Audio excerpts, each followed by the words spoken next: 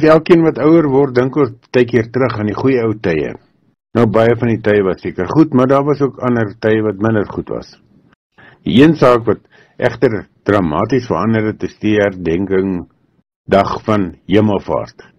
Hierdie week donderdag is Hemelvaart.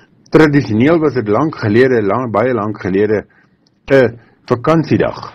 Maar deesdae het ons op ons eie tyd en koste, soos jy wil, aandag gee aan die feit dat donderdag Hemelvaart is. Maar kom, laat ons dit glad nie vergeet nie, en ook elke een van mekaar herinner daaraan.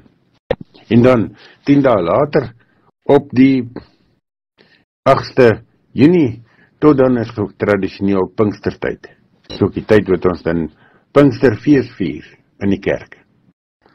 Kom ons hou dit in gedagte, die tyd wat die Here vir ons na die aarde gekom het hiermee tot einde gekom as hy opvaar na die hemel toe. Met 'n belofte dat hy weer sal kom op die wolke, maar ook die ander belofte dat hy nie net ons weggaan en ons alleenig los nie, maar dat eintlik vir ons beter sal wees, want hy gaan vir ons 'n trooster en 'n helper stuur, die Heilige Gees, wat nie net naby ons kom bly soos hy nie, binne-in elke gelowige se hart en sy lewe, sodat ons nooit een oomblik alleen hoef te wees nie.